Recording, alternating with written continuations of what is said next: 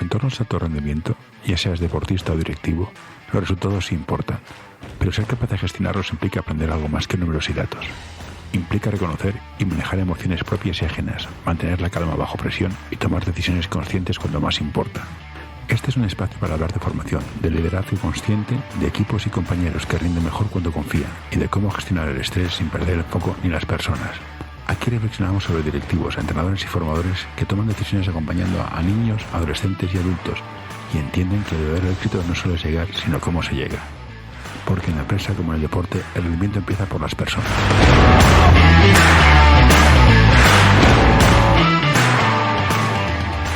Hola David, gracias por aceptar tomarte café conmigo. Tú eres de Valladolid, se come como Dios, ir a Valladolid, comer y engordar y ser felices. ¿Qué tal es el básquet por allá? Tú estás en segunda FED, ¿no? Cuéntanos, ¿qué tal el básquet? Y luego ya veremos qué tal la segunda FED en Valladolid.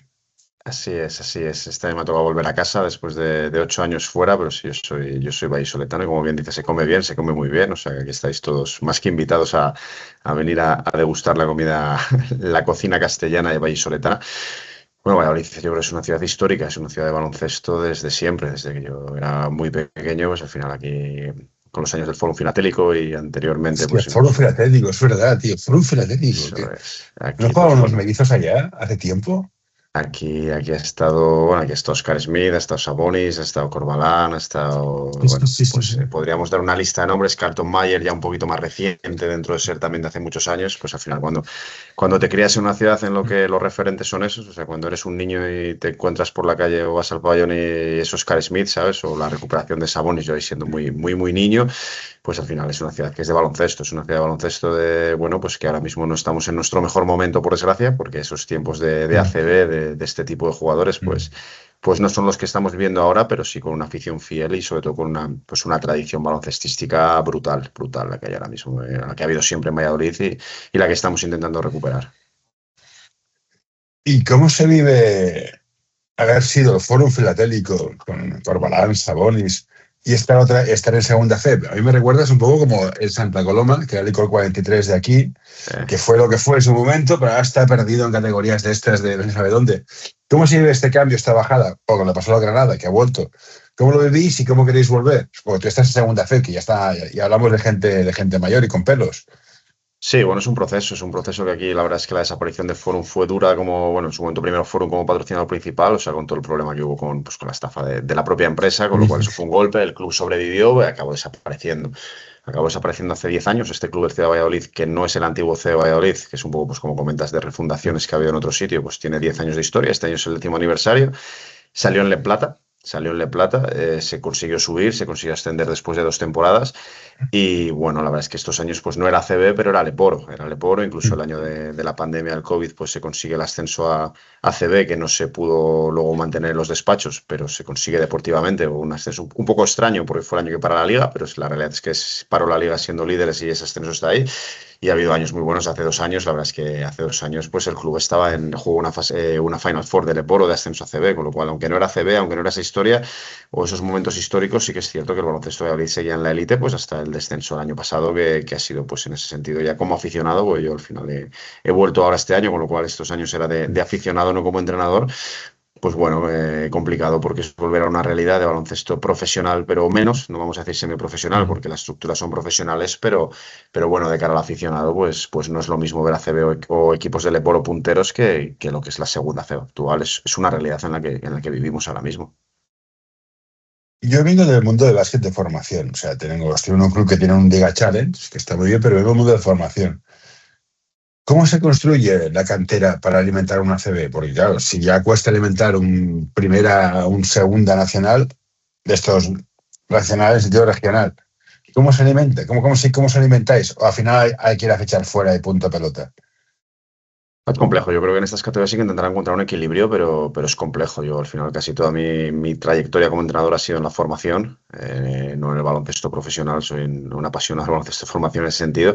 Y es complejo sobre todo porque muchas veces queremos acortar unos procesos que ahora mismo es muy difícil por tiempos acortar y así entramos en cómo están estructuradas las ligas, las competiciones, pues nos da para hablar mucho, pero sobre todo yo creo que es un tema de procesos. Nosotros tenemos 10 jugadores profesionales, de los cuales 2 de ellos son canteranos, son vallisoletanos, formados en Valladolid.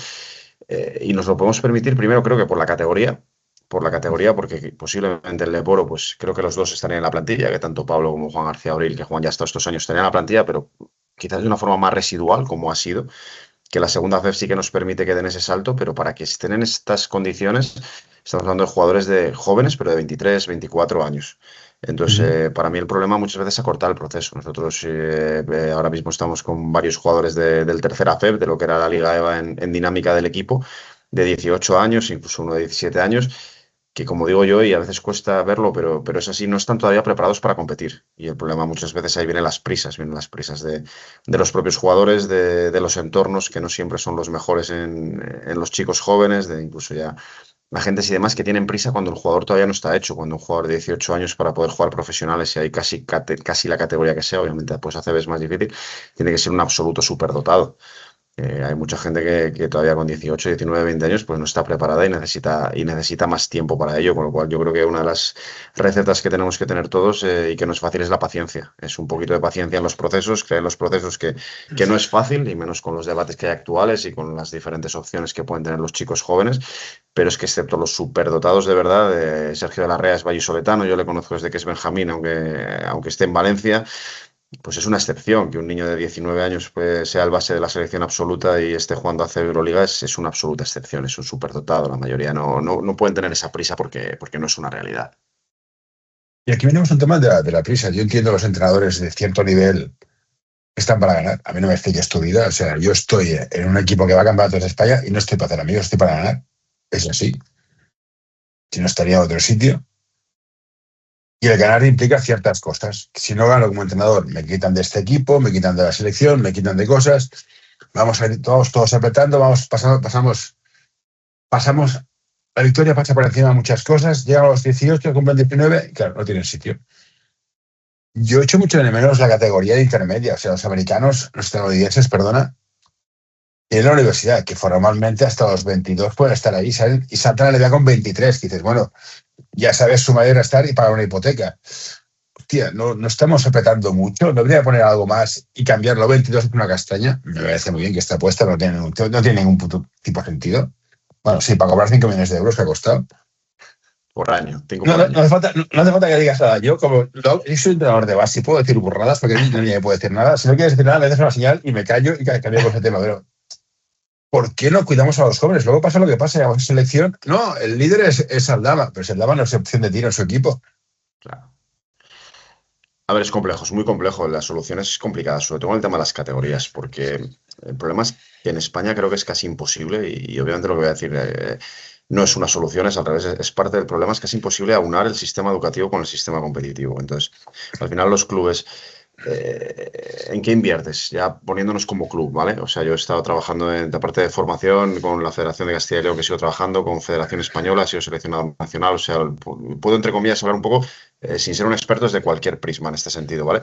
Pero si te pones un poco en la línea de los clubes, que al final son los que invierten dinero, porque las federaciones lo invierten en otras cosas, en la promoción, en las ligas, tal, sin entrar mucho, pero no en el día a día, eso es una realidad. Los clubes, ¿qué beneficio sacas de tener un equipo de sub-20 o sub-22 real? La Liga sub-22, como bien dices, es algo aparte porque ya se monetiza ya mismamente con la subvención del Consejo Superior de Deportes, eso ya va aparte. Pero como un chico de 19, 20 años, aunas esa imposibilidad muchas veces de los estudios, de las propias universidades, de las facilidades para estudiar y jugar, cuando el único sitio que tiene una universidad real de la mano, que es Murcia, es UCAM, que es otra historia, porque tampoco le vale a lo mejor para la ACB. ¿Cómo puedes aunar esas necesidades académicas de los chicos con las necesidades, como bien dices, de ganar y del baloncesto profesional y de la formación? Yo creo que eso es lo que nos mata, porque al final lo que haces es sacar al chico al mundo real muy pronto, pedirle que haga unos esfuerzos, que se los pedimos todos, incluidos en segunda FEP, con el tema de los estudios, brutal.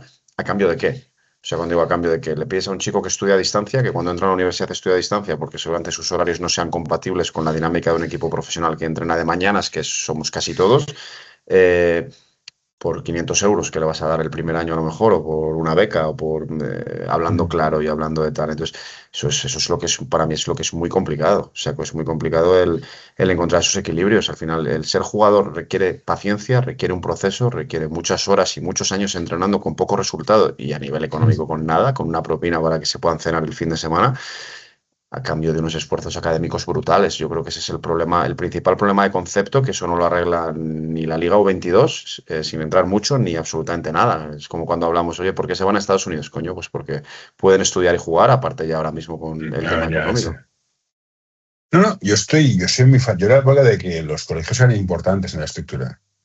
Yo era el colegio tal, otro el otro, y jugaban, los colegios jugaban. Había 2 o 3 clubs, pero era básicamente colegios.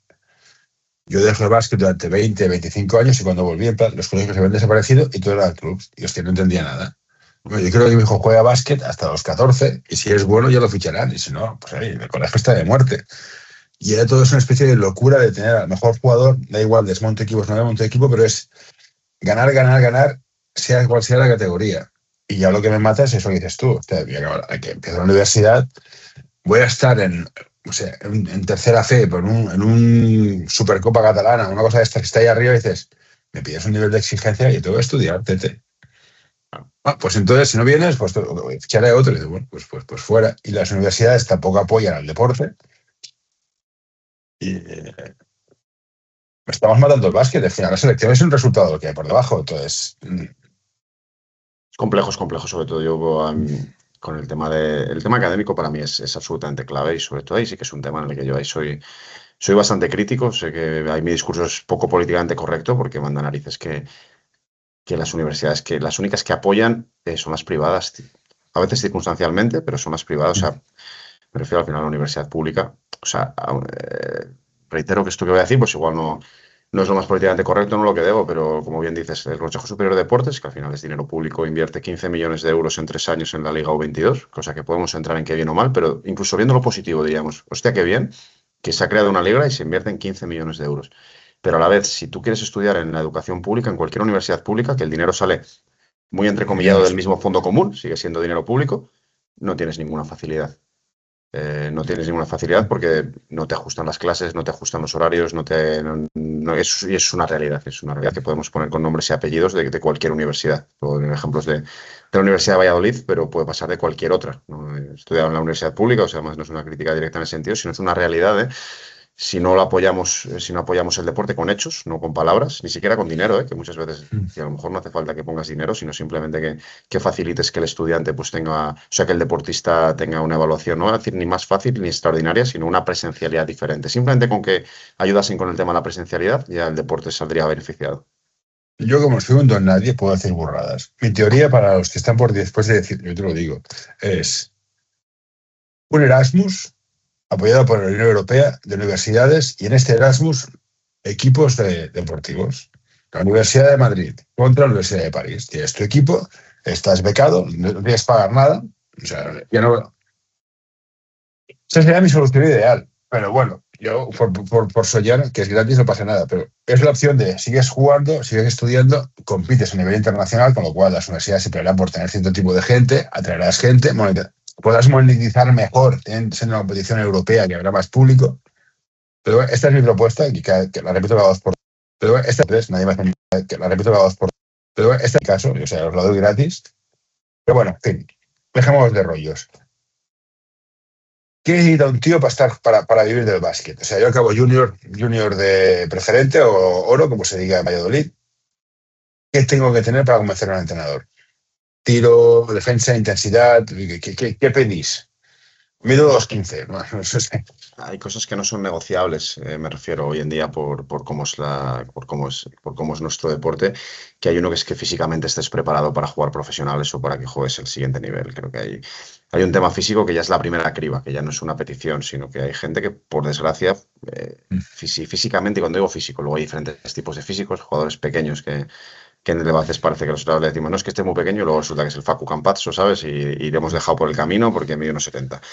Jugadores así, pero sí que es cierto que hay como unos mínimos físicos, y ya digo, no hablo de tamaño, sino de ser capaz de defender, de ser capaz de llegar a ciertas situaciones que creo que el propio baloncesto profesional pone la primera criba. Creo que hoy en día, sin ciertos mínimos físicos, es muy difícil llegar arriba, que eso obviamente, pues igual, por parte de entrenadores, clubes y demás, pues tendremos que tener paciencia con físicos de desarrollo más tardío, pero eso es una realidad. A partir de ahí, yo creo que la gran carencia que tenemos, por irnos a cosas que yo creo que luego pedimos y que tenemos que trabajar de una forma diferente en cantera, yo soy muy crítico, es el tema táctico. creo que no terminamos de preparar al jugador para lo que se le exige en la élite. Creo que hay una gran mentira con el tema táctico.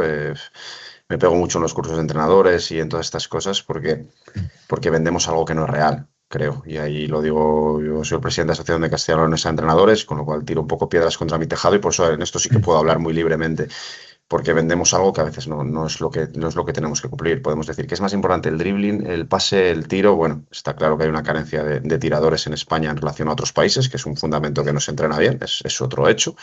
Creo que hay por desconocimiento, o sea, me refiero porque creo que no enseñamos bien el tiro, porque no conocemos realmente el tiro a nivel incluso biomecánico, de cómo hay que enseñar el tiro. Pero yo donde veo la gran carencia además creo que de fácil solución, porque creo que en España somos unos referentes a nivel táctico, a nivel internacional, es en el tema táctico. O sea, esto de no es que en cantera, en junior hay que jugar libre.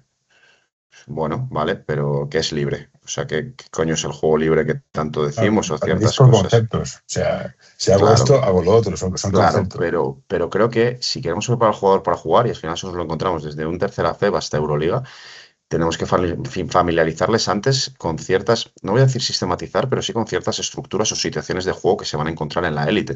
No voy a decir que tienes que jugar esta situación de zipper, pick and roll ni de no sé qué. Cada uno es libre, pero un jugador tendrá que saber jugar un bloqueo lateral, un bloqueo frontal, cómo van los espacios en función de si el bloqueo es lateral, central, juego hacia el lado de dos, hacia el lado de uno. O sea, esas normas básicas que la podemos englobar en sistemas, en juego por conceptos, en juego libre, llamarlo como queramos, pero que sea con realidad por lo menos de conocer las estructuras de juego que se juegan en élite, porque al final jugamos todos lo mismo. O sea, tú ves los sistemas con la calidad y los matices, pero las estructuras básicas son las mismas, las que se juega en Euroliga, la que se juega en casi cualquier categoría, y defensivamente igual. O sea, luego al final subes a un jugador del primer equipo y lleva toda la vida cambiando en el pick and roll y no sabe defender un pick and roll como le pide el entrenador. Entonces creo que muchas veces llegan a la categoría senior los jugadores con una carencia de conocimientos tácticos y estructuras que son absolutamente necesarias, mayor de lo que debería ser.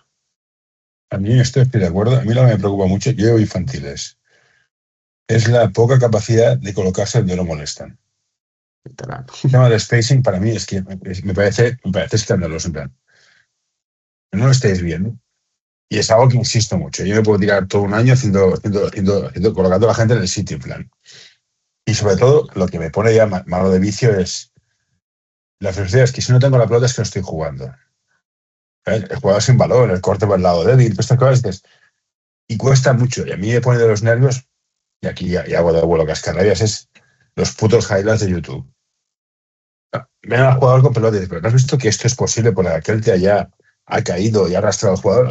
El tío metió 40 puntos. Hostia, tío, de verdad, ¿en serio?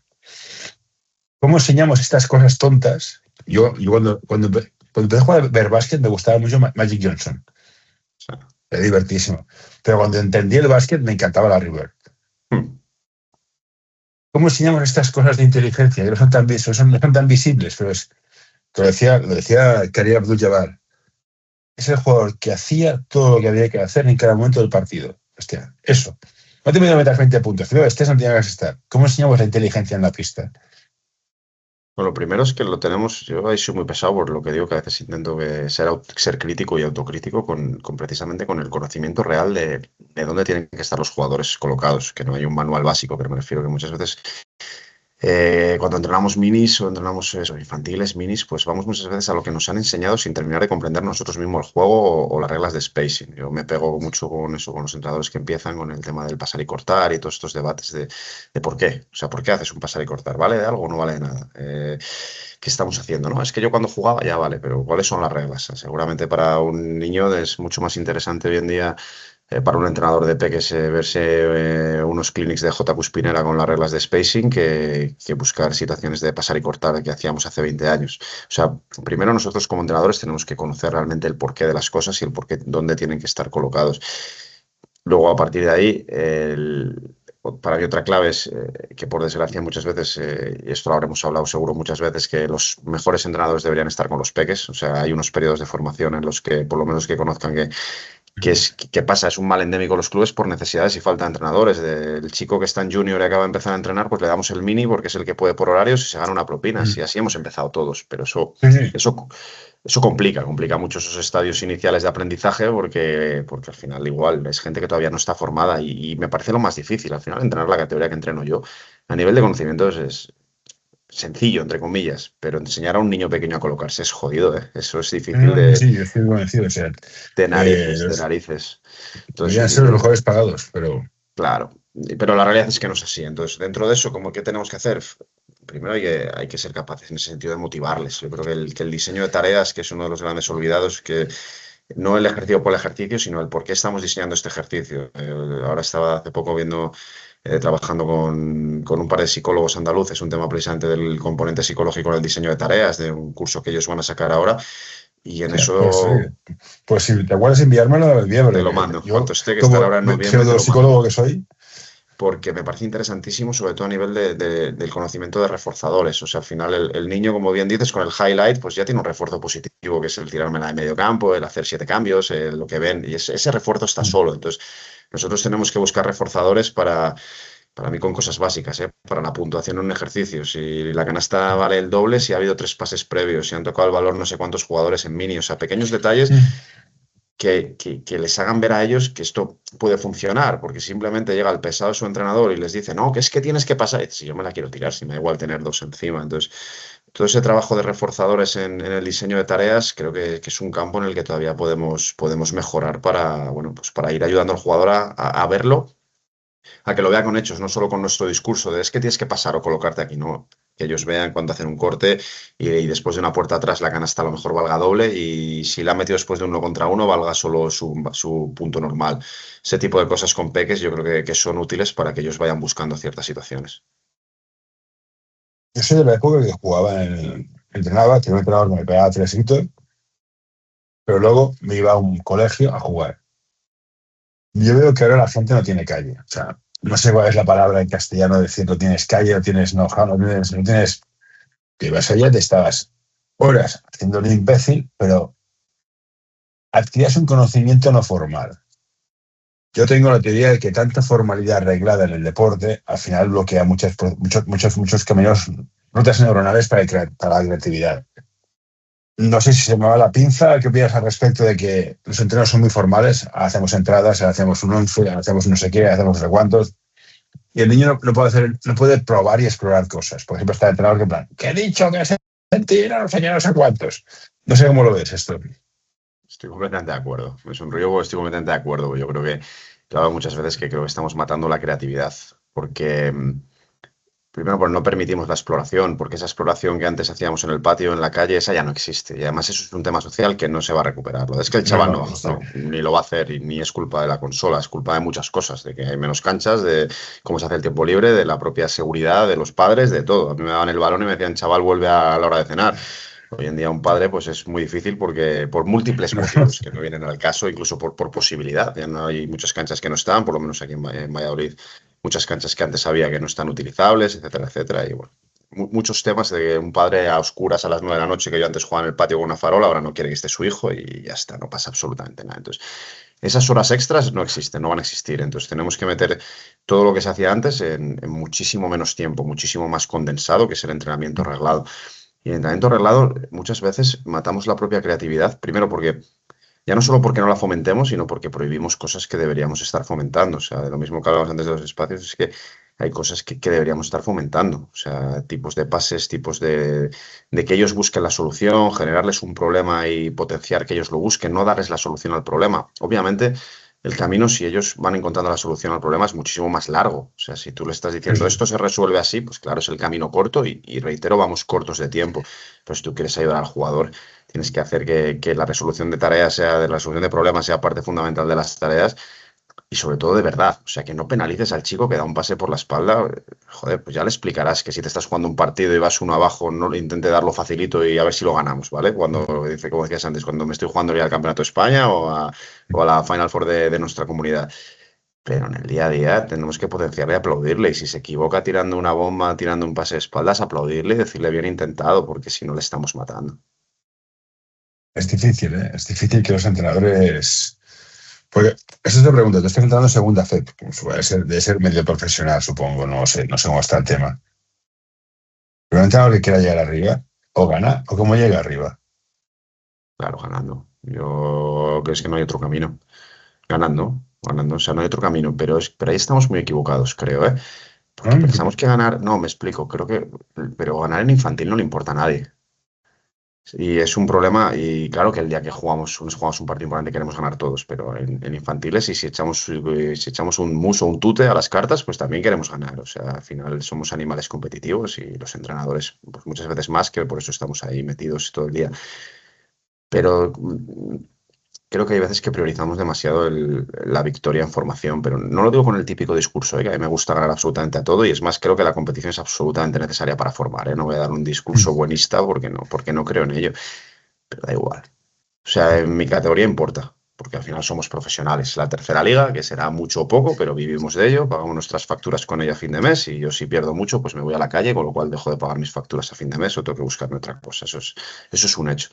Pero en cadetes, en junior, ¿cuál es la importancia real? Creo que le damos demasiada importancia a ese resultado. Yo he ganado muchos títulos de Castilla y León, he sido subcampeón de España junior y da igual. Luego le preguntas al jugador y no sabe ni con quién ha jugado. Y eso en su momento, hace más de 10 años, ser subcampeón de España junior con un equipo de Valladolid, pues era la hostia. O yo creía que era la hostia. Y te das cuenta que no vivo del básquet por eso, ¿sabes? Creo que hay veces que priorizamos demasiado y eso, y muchas veces tenemos que intentar ayudar al jugador más de lo que hacemos, porque el otro está muy bien, ¿eh? Y yo tengo la medalla puesta en casa de mis padres, creo, o la tienen ellos, pero ¿qué más? O sea, entiéndeme cuando digo el qué más da, ¿eh? O sea, creo que a veces priorizamos Entonces, demasiado el resultado en formación, en el sentido de que eso no nos va a hacer vivir de esto, ¿eh? Yo vivo de esto por un cúmulo de circunstancias que no tiene tanto que ver con haber hecho ciertos resultados en formación. entonces, parafraseando Popovich, el ganar te mantiene el trabajo, pero lo que cuenta es el viaje que haces y con la gente que lo haces. 100%.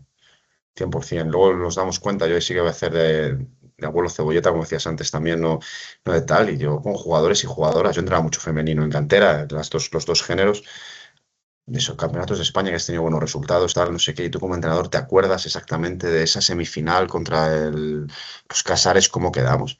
Y la buena del equipo, el bueno del equipo no se acuerda de ese partido, se acuerda de la celebración, de los compañeros, de otros conceptos, de dónde han llegado. O sea, al final como entrenador, para mí es mucho más reconfortante cuando ves que un jugador que has tenido desde pequeño, que has acompañado el camino, está disfrutando con el básquet, viviendo de esto, cuanto más arriba mejor, que el hecho de ganar un título más o menos, que mola, que a mí me encanta ganar, o sea, que ya te digo que no voy de buenista, para nada, pero, hostia, el otro es chulo de verdad, el otro sí que es, hostia, cuando recibes una llamada, cuando un jugador debuta en una CB, cuando un jugador tal, y te manda un mensaje, y hostia, tú eres parte del camino, gracias, ninguna de las dos cosas, lo que tenemos que tener claro es que ninguna de las cosas da dinero, o sea, la nómina te llega a fin de mes por otros motivos, no te llega ni por ganar un título cadete, ni porque un jugador tuyo debute. O sea, eso es una realidad.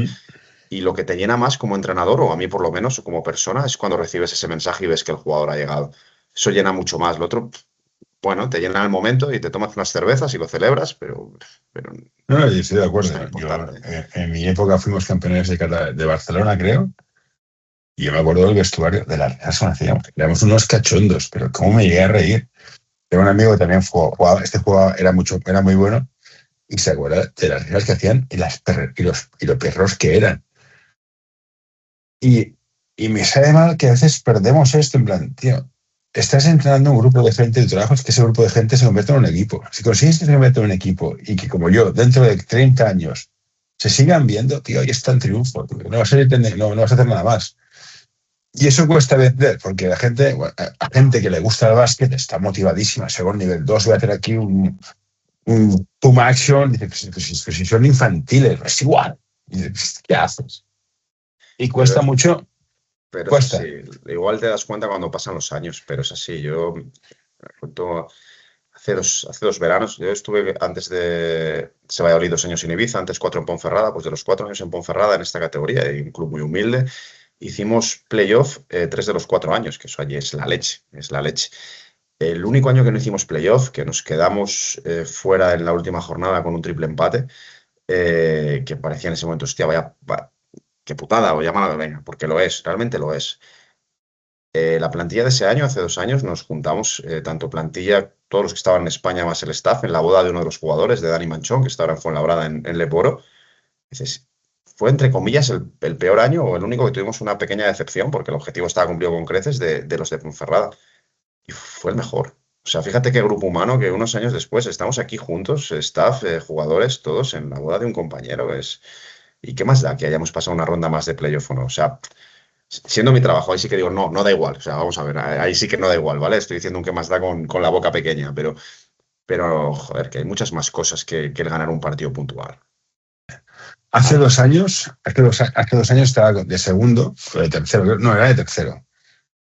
En un equipo, en una categoría que era baja, era muy baja, era muy chusquera, pero la presión era espectacular y estaba flipando. Digo, que somos unos matados, o sea, que somos unos matados, de verdad, tío. No, y es espectacular. Entonces, hostia, la gente como vosotros que vivís de esto, dices, me va el sueldo. ¿Cómo aguantáis la presión? ¿Cómo liberáis tensión?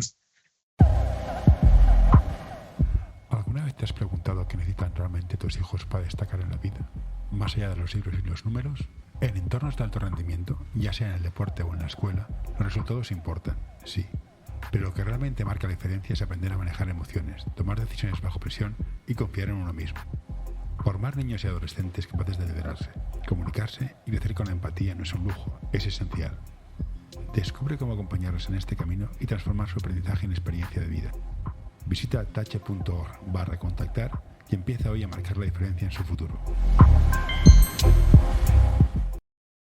Es complicado, mira, yo te soy muy sincero. Yo empecé a trabajar hace 4 años en Ponferrada con psicólogo deportivo, precisamente por eso. Mi mayor preocupación era que había un momento en el que ya no solo la presión, sino el que necesitaba encontrar mis espacios, porque encima en estas categorías es más jodido todavía o más complicado todavía porque somos profesionales, ¿vale? Vivimos de esto, pero no ganamos para nada un dinero acorde a la presión real que hay. O sea, Estoy convencidísimo.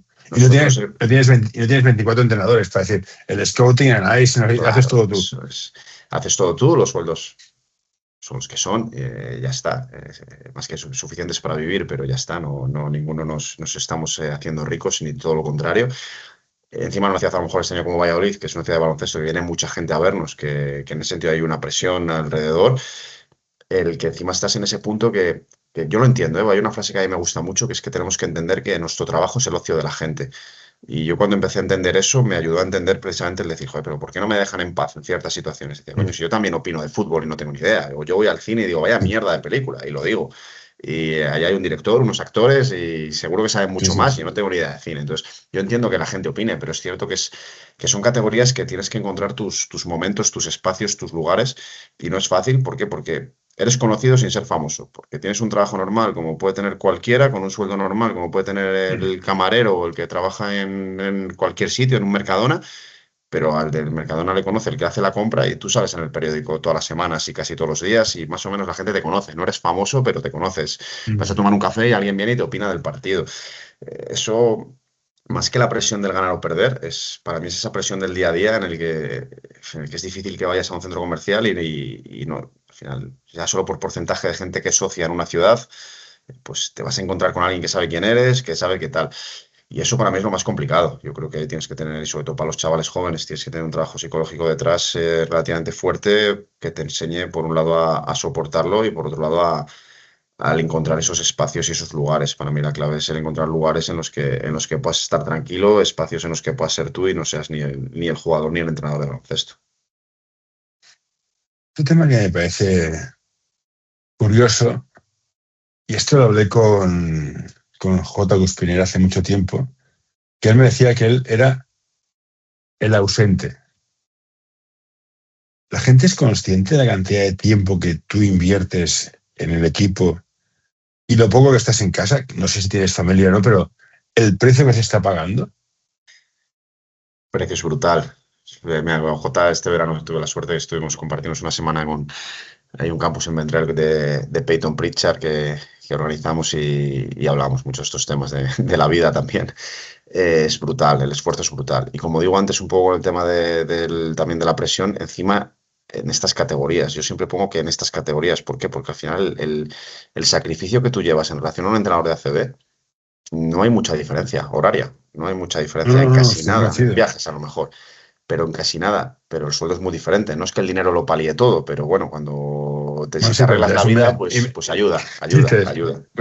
a Pedro Martínez, que no lo echen, si lo echan, puede estar tranquilo 5 años sin Claro, problemas. claro, claro, ya está. Exacto, exacto, exacto. Por ahí voy. Entonces, cuando digo los temas económicos, pero el esfuerzo es brutal, es brutal. Y hay veces que esa reflexión, yo siempre a mis ayudantes cuando empieza la temporada y hablamos, sobre todo si tienes gente joven alrededor, yo les pregunto por sus expectativas, sus intenciones. Unas primeras cosas que les digo, sabéis que esto es muy jodido, ¿no? Es que esto es una mierda, ¿no? Se quedan así, o sí, sí, esto es un sueño en parte porque vivimos de lo que nos gusta y es muy bonito, pero sabéis, lo que vais a tener que renunciar es una auténtica barbaridad en nuestro día a Sí. día, en temas familiares, en temas personales, en tema de encontrar una... si tienes pareja que te aguante, además muchas veces que te aguante que no estés un fin de semana en casa, todo lo Sí, que hay sí. alrededor, Y que vuelvas de un mal partido. Y que que vuelvas vuelvas contento. todo. Y por muy bien que lo gestiones tal, y los fines de semana, lo del ausente que dice Jota me parece perfecto, porque ahí me pasaba, yo estaba en Ponferrada, estaba a 2 horas de mi familia, de mis amigos en Valladolid, y a veces la gente me decía, joder, pero vas poco por Valladolid. Digo, ¿para qué? Cuando digo para qué, si vamos al revés de todo el mundo, si tú tienes un día libre y tus amigos están trabajando, o sea, ¿qué me presento Mm, yo? El lunes libre después de jugar el domingo, ¿a tomarme un café con quién? mm. Con que tienen 20 minutos del trabajo, porque todos tienen trabajo, todos tienen su familia. Entonces tú eres ese Sí. sujeto extraño que apareces ahí un día en Navidad, que apareces en verano, y eso lleva un peaje personal que hay que saber gestionarlo. Sí. No, no, es muy bestia. Yo este año bueno, llevo varios equipos y el fin de semana es que desaparezco. Claro. Y los horarios que tengo yo de entrenos, yo llego a llego a casa a las 12 pasadas. Bueno, vale, bueno, pero eso es lo que hay y es duro. Entonces, ¿cómo consigues motivarte después de todo esto? Pues dices, porque es duro, pero ¿qué te motiva? Bueno, lo primero que hace es que hay un punto en el que sí que somos unos privilegiados porque vivimos de lo que nos gusta. Y yo creo que al final Mm. esto hay un punto vocacional que mucha gente no tiene en sus profesiones. Entonces, hay mucha gente que trabaja, pues hay muchos trabajos en los que no necesitas vocación. Creo que ser entrenador de baloncesto sin una parte de vocación es imposible porque no estaríamos No, tan locos para meternos en esto, sobre todo en los inicios. Cuando empiezas y eso encima no ganas un duro. Y yo, como decían mis padres, yo he trabajado 5 años en un banco, tengo 2 títulos universitarios y un máster y me decían, hijo, ¿qué haces? ¿Qué haces? ¿Por qué entrenas baloncesto? ¿Por qué no sigues trabajando de 8 a 4 con tu traje y tu corbata? ¿Por qué te ha dado esta locura? Entonces, hay un punto que es vocacional, que es lo que hace que al final estamos viviendo de algo que nos gusta mucho. Yo creo que eso es una parte de la motivación y luego obviamente tiene cosas que son muy bonitas, ese acompañamiento con la gente, ese factor humano, esas experiencias y vivencias que tienes, pues al final es una balanza y hay que ver en qué punto nos equilibra. Pero yo creo que de todas formas, y luego hay un punto de adrenalina, hay un punto de competición, que si no fuéramos animales competitivos de una u otra forma, lo llevamos como lo llevamos, creo que sería más complicado que estuviéramos en este mundo. Yo creo que eso tiene muchas cosas buenas y luego ya la forma de ser de cada uno que ayuda a esa competición o no, pero yo creo que es fundamental para poder prolongar el tiempo y hacerlo sostenible, es encontrar ese balance con lo personal que tantas veces cuesta. ¿Y a ti te ha pasado, has tenido el viaje personal que he hecho yo, que es, yo dejé el básquet, estuve tiempo fuera y cuando volví al básquet, cuando el básquet estuvo tiempo, más quiero saber, estuvo tiempo, más estudio, pero menos estudio de básquet, de relaciones, dinámicas de grupo, aprendizajes, todas estas mierdas que dices, pareces un espiritista, esto es un coach en New Age, pero que estás mucho con estas tonterías. ¿Te ha pasado así o soy yo que te voy a dejar las drogas? Totalmente, me sonrío porque totalmente, o sea, además yo insisto muchísimo en eso y con mis ayudantes y con todo eso, o sea, insisto muchísimo. Yo creo que el viaje es alrededor. A mí me marcó hice el máster de edición deportiva en baloncesto con UCAM y con Sport Coach y una charla que nos dio Xavi Chelin, que está de Sports Science ahí en Spurs en San Antonio, hablando igual de todo, casi menos de lo suyo. Recuerdo que él decía, a mí me gusta mucho la lectura, que los general manager en Estados Unidos habían hecho un estudio y leían de media un libro a la semana. Y eran de cualquier tipo de temática, porque lo que buscaban era un conocimiento muy integral.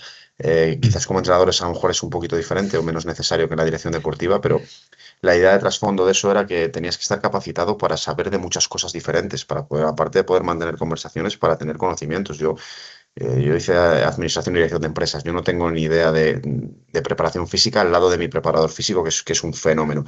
Pero tengo que saber hablar con él, tengo que entenderle. Entonces necesito Sí, saber sí. de preparación física, tengo que tener unos mínimos, igual que de fisioterapia, igual que de medicina. Y ya si vamos a temas de gestión, para mí es mi obsesión. O sea, al final, hoy en día, la parte de táctica, que obviamente es esencial, no es que sea lo de menos, sino que es igual que lo que hablábamos antes del físico para el jugador. Es un conocimiento mínimo que tenemos que tener. O sea, yo sí soy entrenador profesional, hay unos conocimientos, yo tengo que conocer las tendencias de juego, es que no es negociable. O sea, yo tengo que ver, Mm. Leboro ACB Euroliga. ¿Cuánto? Pues lo que pueda o lo que sea capaz, pero no puedo Sí, no sí. saber a qué se juega. Eso es innegociable. Entonces, a partir de ahí, la diferencia de la marca, para mí, por ejemplo, ahora mismo, la gestión humana, la gestión de grupos a niveles brutales. O sea, yo soy un enfermo de formarme en temas de sociología y de psicología porque creo que marca muchísimo más la diferencia que el hacer una jugada de pizarra, por ejemplo. O sea, creo que la gestión de grupos ahora mismo es innegociable. Entonces, creo que ese conocimiento transversal que tenemos que tener, o sea, creo que es, aparte de que marca la diferencia, es innegociable y para mí, desde mi punto de vista, y la niña, lo que decías, te pasará mucho más divertido. O sea, a nivel de formarme en otros ámbitos que no sea solo el puro baloncesto. O Mm. sea, yo lo otro lo veo, no es que no me guste, pero como una obligación. El año pasado, cuando que todos parece que jugamos a lo mismo, llega Splitter con París y hace algo diferente. El estudiar a París es parte de nuestro trabajo. ¿Es divertido? Sí, bueno, pero hostia, formarme en psicología me parece muchísimo más No, no, interesante a que los mí me sistemas de da juego de París. satisfacciones de un nivel. Y me acuerdo de un jugador que estaba emperrado en hacer cosas, emperrado, emperrado. Y me acuerdo que le dije, que eras de psicología barata, que le dije, no hace falta que me demuestres que eres bueno, yo ya lo sé. Sale y disfruta. Metió 3 triples seguidos. Dice, ya está, yo me retiro. No, estas mierdas de dinámica de grupo, saber quién es el líder formal, el informal, el tirador, mantener motivado al tirador. Los tiradores son tíos muy raros, son gente peculiar. Que todas estas tonterías, al final son 12 puntos. Son muchos puntos. Son muchos puntos. O sea, ya cuesta meterlos. Y creo que en formación, los que estamos en niveles bajos, no nos enseñan estas cosas. Que hostia, va de muchas cosas, porque el talento puedes tener o no puedes tener, pero después tendrás los 3 buenos, pero necesitas dos machacas que estén ahí dispuestos a darlo todo para que uno lo meta. Sin duda. Y esto cuesta, ¿eh? Y tener enganchados a todos los jugadores, que no se te caiga nadie. A mí una de mis guerras personales, porque que son las cosas que más cuesta, y en profesionales igual que en formación, es lo de que no se te desenganche nadie. O sea, que ser capaz de tener motivados a todos. Una cosa que todos los años marco como reto, he trabajado con mi psicólogo, he trabajado con mi staff, he trabajado con todo el mundo, y es que es mucho más complicado que saber a lo que tienes que jugar, que es lo que digo. O sea, coño, pues si al final tú tienes, si es que ahora mismo casi te lo dice ChatGPT, o sea, necesito un Sí, sí. sistema para 2 tiradores. Pues, o sea, que al final todo lo que hay en Internet, bien utilizado, que eso Sí, daría por sí. otro debate, hay tanto material que eso es de fácil acceso. O sea, cualquiera puede ver qué sistemas juega Chus Vidorreta para su tirador. O sea, eso es meterse en un clic. Pero ser capaz de que, como dices tú, que el 10º jugador, el 11º de un infantil al que necesitas no se te desenganche, saber cómo tratarle, saber cómo motivarle, porque es básico primero, aunque solo sea para poder entrenar, incluso aunque fuéramos unos egoístas y el chaval nos diera igual, solo es porque le necesitamos, que no se nos Sí, desenganche, sí. darle un refuerzo, No, darle un pero, no, caramelo. pero, aparte, pero seamos serios. Yo soy muy fan de jugadas como entrenas. Si los 5 que hacen de rival no están al máximo, el bueno parece que es bueno, se lo cree, llega al partido y lo matas. Tienes que subir el nivel del entrenador, lo has de subir al máximo. Y Sin duda. necesitas a todos. Sin duda. Incluso por eso, sí, sí, 100%, incluso eso, desde el egoísmo. O sea, ya de lo ideal es que no, nos preocupan los jugadores. Venga, vale, pues no te preocupan una mierda, tú solo quieres ganar. Es que si quieres ganar, también necesitas al 12º. Aunque no le saques luego en el campo, aunque no le saques, tienes que conseguir que esté, tienes que conseguir que entrene, tienes que conseguir que te dé rotaciones, tienes que conseguirlo.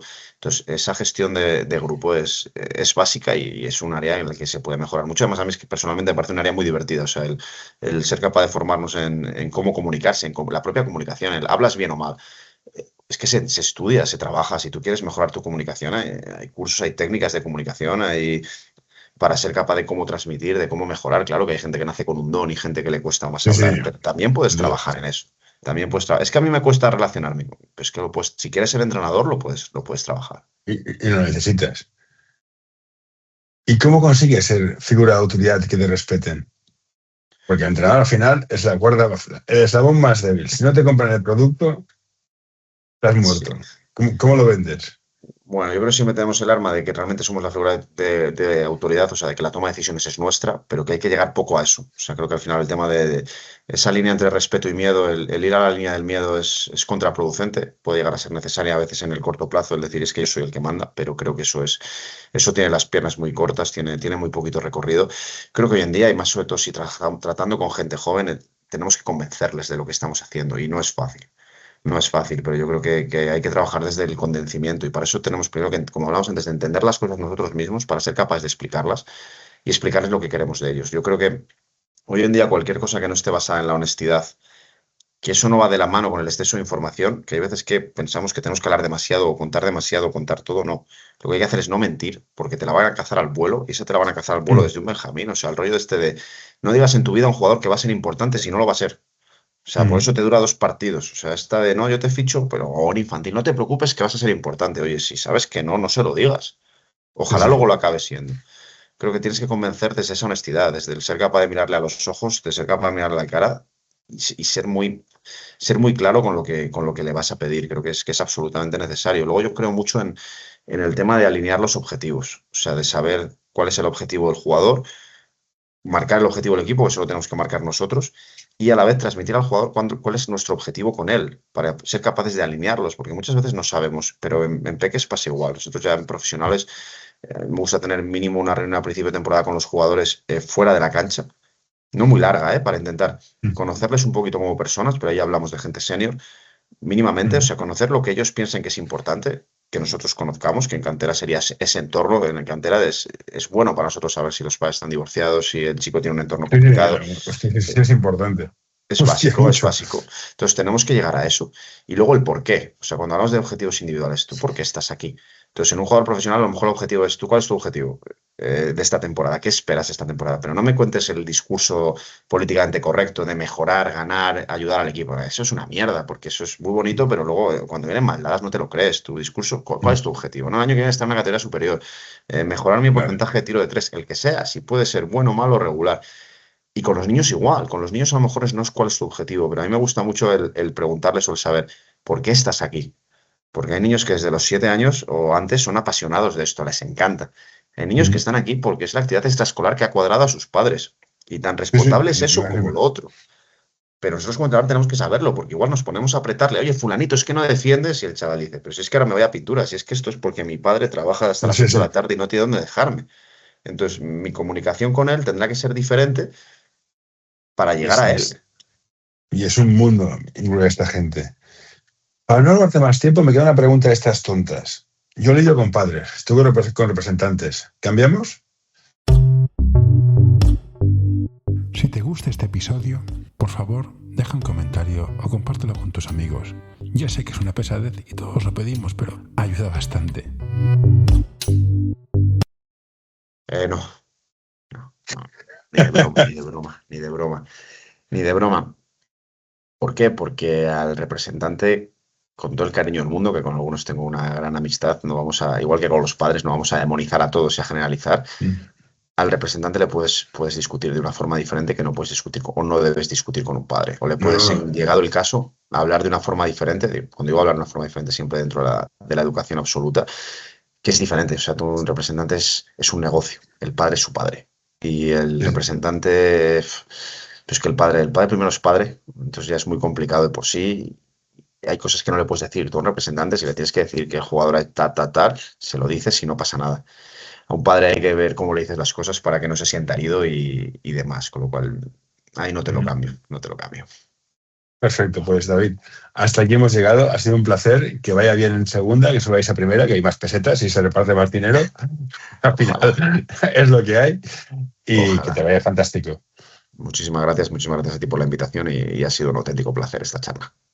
Estupendo. Venga, cuídate. Hasta ahora. Hasta luego.